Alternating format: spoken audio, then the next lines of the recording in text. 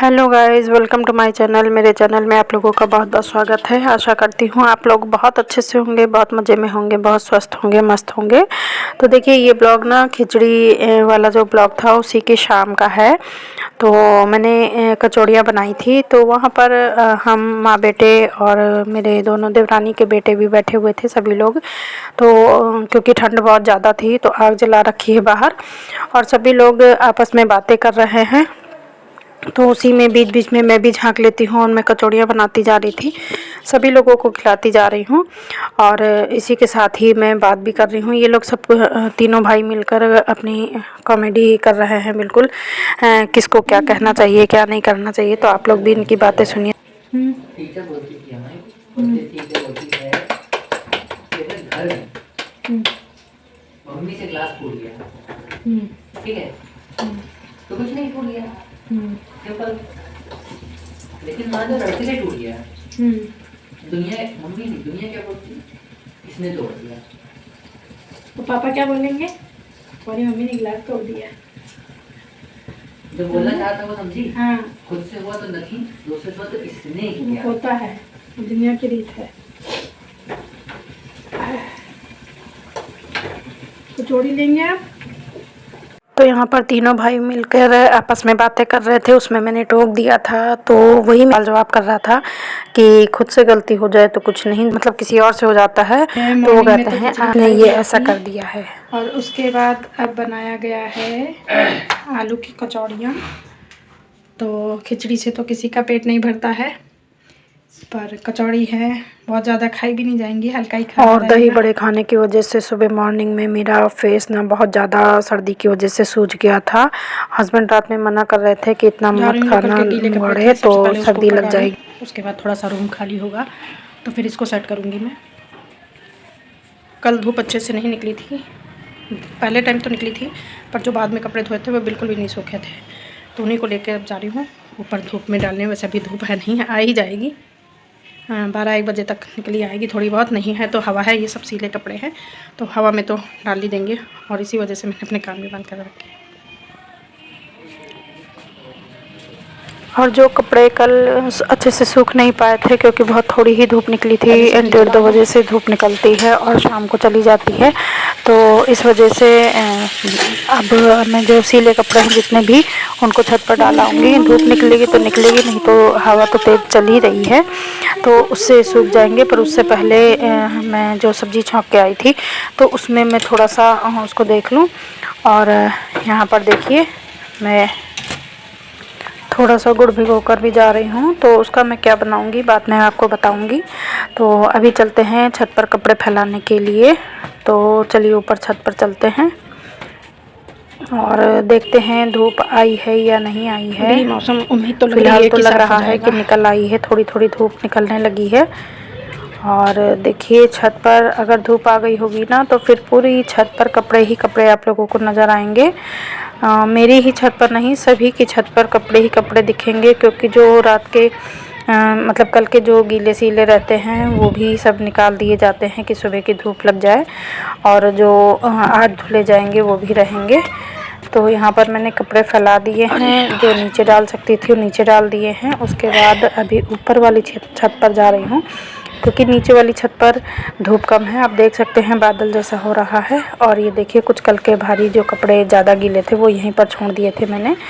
तो अब मैं देखिए, रेलिंग खाली है तो इसी रेलिंग पर मैं डाल दूँगी। और ये कल मैं फंसा गई थी कपड़ों को कि कहीं ऐसा ना हो रात में हवा चले तेज़ तो उड़ जाएँ कपड़े मेरे, तो सबके हाथों को आपस में लपेट दिया था।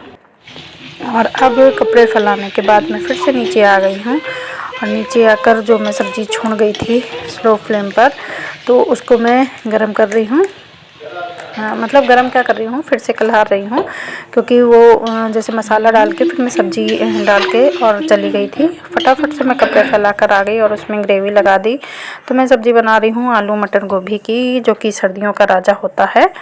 तो ये तो आप लोग सभी लोग जानते होंगे कि ये तो सभी के यहाँ लगभग हर दूसरे तीसरे दिन एक बार सब्ज़ी ये बन ही जाती है। और उसके बाद बारी आई है रोटी बनाने की। सुबह मॉर्निंग में जब जब काम की स्टार्टिंग करते हैं ना, तो इतना ज़्यादा काम होता है कि बता नहीं सकते हैं। सारे काम इतने ढेर सारे होते हैं, तो समझ में नहीं आता है कि हम कहाँ से शुरू करें और कौन कौन सा काम करें, स्पेशली तब जब हमें ही सब काम देखना है। तो इस वजह से ऐसा लगता है कि मतलब पहले धूप वाले काम कर लें, या फिर पहले छाया वाले काम कर लें, या फिर किचन के काम निपटा लें, या फिर रूम के साफ़ सफाई कर लें। तो इसमें ना काफ़ी टाइम मतलब निकल जाता है, किधर से हम क्या क्या करें ऐसा समझ में नहीं आता है। तो मुझे तो ना चारों तरफ इतनी भगदड़ हो जाती है मॉर्निंग में। मैं करीब 12 बजे तक मुझे ना बहुत भागम भाग रहती है। तो यहाँ पर अब मैं आ गई हूँ छत से। वीडियो में हर चीज़ नहीं दिखा सकते हैं, इस वजह से ऐसा लगता है कि मतलब बहुत आराम से हम काम कर रहे हैं या हर काम बहुत अच्छे से हो जाता है, पर यहाँ पर ऐसा नहीं होता है। जब हम एक तरफ काम करते जाते हैं और दूसरी तरफ का काम पड़ा होता है ना, तो बहुत ज़्यादा टेंशन हो जाती है कि इस काम को पहले निपटाएं या उस काम को। तो ये वैसे हमेशा नहीं होता है, पर कभी कभी ऐसा होता है कि बहुत ज़्यादा परेशानी हो जाती है और सोचना पड़ जाता है कि कौन सा काम हमें पहले करना है और कौन सा बाद में करें, क्योंकि दोनों ही काम ऐसा लगता है कि दोनों ही काम बहुत जल्दी वाले हैं और दोनों को जल्दी करना है। तो बस सब हालत क्या होती है ये मैं शब्दों में आप लोगों को नहीं बता सकती हूँ। और ख़ासकर जब हम जैसे अब इस टाइम इतना बिज़ी हैं यूट्यूब पर, तो उस टाइम पर तो हमें या तो हमें घर छोड़ना पड़ता है, मतलब घर गंदा छोड़ना पड़ता है, घर नहीं छोड़ना पड़ता है, मतलब घर जैसे हम साफ़ रखते थे वैसा नहीं हो पाता है। और या फिर हम वाईटी वाला काम थोड़ा सा कम करें, क्योंकि उसमें भी बिल्कुल ऑफिस वाला काम हो जाता है, फटाफट भागम दौड़ होती है, कैसे हम कहाँ कहाँ काम समेट लें जल्दी से और अपना काम करने बैठ जाएं। और घर का काम छोड़ के भाई मुझसे तो मोबाइल नहीं पकड़ा जाता है, तो इस वजह से मैं कोशिश करती हूँ। और साथ साथ मोबाइल भी चलता रहता है, ऐसी बात नहीं है, पर पहला मेरे अगर मैं अपनी देखूँ तो मेरी पहली प्रायोरिटी मेरा घर, मेरे हस्बैंड और बच्चे, मेरा परिवार है। और उसके बाद फिर जो बाद में टाइम बचता है वो मेरे मतलब ये मानिए कि शौक़ का काम करता है। उसमें मैं अपने जितनी मेरे हॉबीज़ वाले काम होते हैं वो चीज़ मैं करती हूँ। तो यहाँ पर देखिए पहले खाना बना लिया है मैंने, फिर किचन साफ़ कर दी है। किचन साफ़ करने के बाद अब बेडरूम की बारी है, तो फटाफट से मैं आके बेडरूम की सफाई कर दूँगी। और बेडरूम के साथ साथ मुझे अभी ड्राइंग रूम भी साफ़ करना है।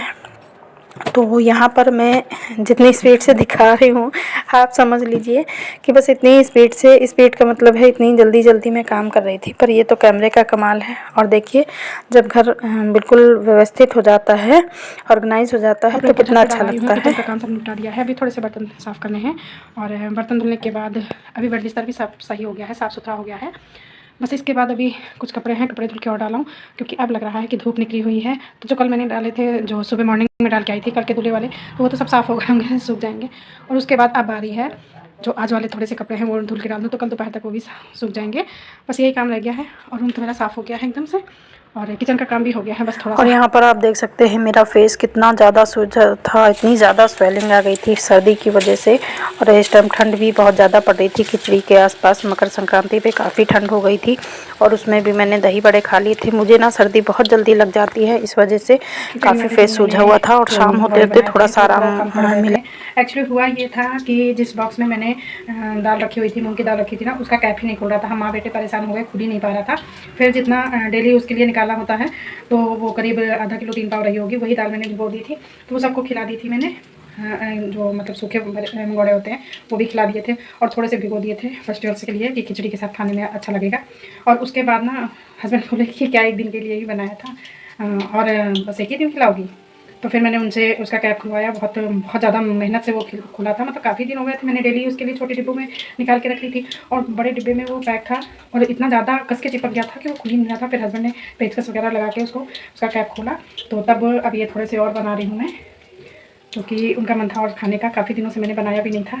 तो जितनी धनिया थी तो मैंने कल ही डाल दी थी, और आज बिना धनिया के बना रही हूँ, क्योंकि बेटा जाने को मना कर रहा है, हस्बैंड अभी ऑफिस में है, तो थोड़ी दाल उनके लिए रख दूँगी। तो बिना धनिया के ही काम चला रही हूँ। हरी मिर्च डाल दिए, प्याज डाल दिए। कभी कभी ना सारा दिन किचन में चला जाता है, पर फेस्टिवल्स में फैमिली के लिए अगर हम कुछ बनाते हैं ना, तो उसका अपना ही मज़ा होता है। अगर कोई आराम से खाता है, प्यार से खाता है, तो बहुत अच्छा लगता है। आप लोग भी आ जाइए खाने के लिए। और मंगोड़े बनाने के बाद देखिए बाहर आग जल रही थी, बेटे ने जलाई स्टार्ट की थी और सभी लोग आ रहे थे बैठने के लिए। तो फिलहाल अभी हम माँ बेटे ही बैठे हैं। आग थोड़ा तेज़ हो जाएगी तो फिर देवरानी और उनके बच्चे भी आ जाएंगे। तो आप लोग भी आ जाइए इस कड़ाके की ठंड में हाथ सेकने के लिए। वैसे जब तक मेरा ये वीडियो पहुँचेगा ना तो आप लोगों के यहाँ ठंड कम हो जाएगी। फ़िलहाल अब मैं मंगोड़े हाथ में लिए हूँ और खा रही हूँ। आप लोग आ जाइए आग सेकने के लिए और मंगोड़े खाने के लिए। तो बस है यही था आज का ब्लॉग। टाटा बाय बाय, खुश रहें।